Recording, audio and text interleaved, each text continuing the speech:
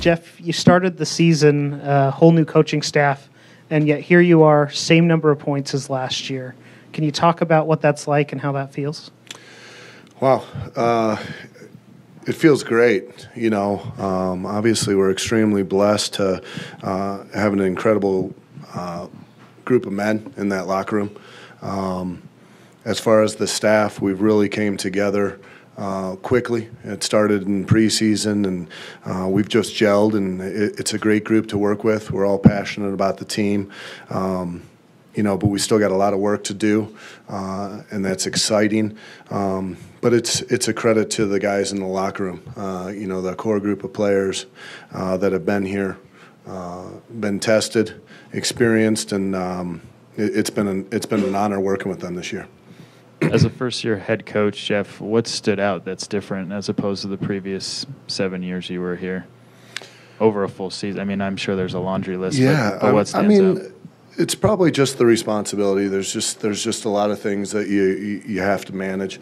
At the end of the day, the soccer stuff's probably the easiest part, but you got to manage the team, you got to manage everything. So it's been a huge learning experience. I got an unbelievable staff, unbelievable group of men that have made it an easy transition. So no credit to Jeff Cassar? No, I'm never going to take any credit. It's all to the players. Obviously the ownership has been unbelievable. This is just a fantastic franchise, and all the pieces are here to be successful. And I didn't want to ruin it.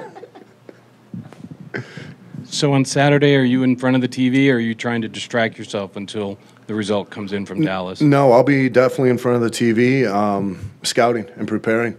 We'll have to prepare for two. I'm going to look at it as I'm preparing for two teams, either Vancouver or Portland, and we'll see how it goes, and then go from there. We can't rest right now. It's definitely not a time to sit on the couch and relax. I'll be sitting on my couch and taking notes and trying to prepare. Rooting for Portland? I'm not rooting for anything. I'm just going to prepare my team the best that I can. It would be nice. You finished the season on 3 consecutive shutouts. Yeah. I know during a long soccer season you have cheap goals that are given up and gets a little frustrating. How does it feel to go in having 3 consecutive clean sheets? It's very important. It's important for the guys in the locker room.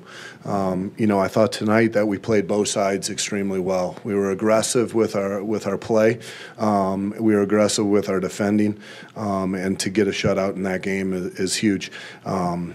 And mentality going into the playoffs, it's a big thing for us right now. Jeff, I know they've had your number, fluke or not, this year with 2 victories. What did you sense something different in your players' attitude tonight coming out? Yeah, this is an experienced group. They know the time of the year. We had been preparing against Portland as a playoff game. This was a playoff game that you had to take care of business at home.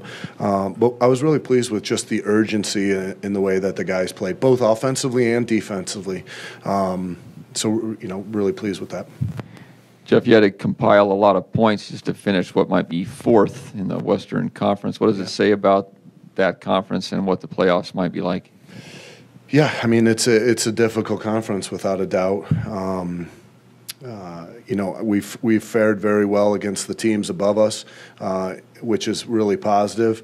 1-1-1 against the Galaxy. We were 1-0-2 against, or 1-2 against Seattle, but I think there were some mistakes made in that game that we can correct those. I don't even know what our record against Dallas was. 1-2. Okay, I'm wrong. But we played good soccer against them. We can prepare for all of them. We're not scared of anyone,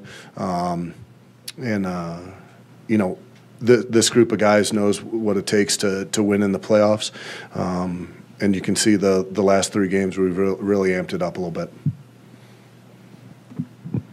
I guess how important is Kyle Beckerman's goal from the standpoint of this team, putting the team away when you have that opportunity in the playoffs to maybe have that mindset?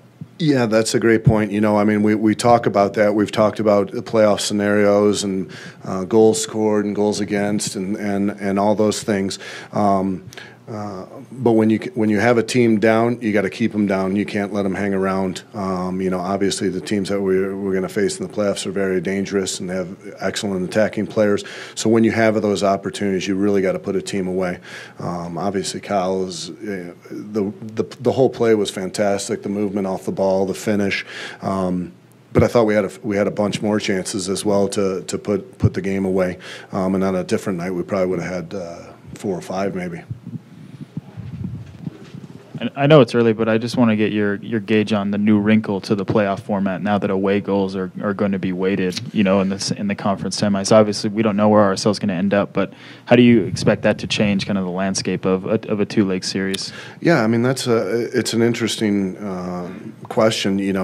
We talked about it a little bit. Obviously, you want to go away and get a shutout, but it's vital to maybe get a goal, maybe 2 if you can. I mean, a 3-2 win is almost better than a 1-0 win. I mean, when it counts for away goals. So it's an interesting little twist. We're going to have to make sure we're all on the same page when we're heading into those games. But it adds a little interesting twist to it. It makes us, not be able to just sit back and maybe absorb a bunch of pressure, but also go out and get one.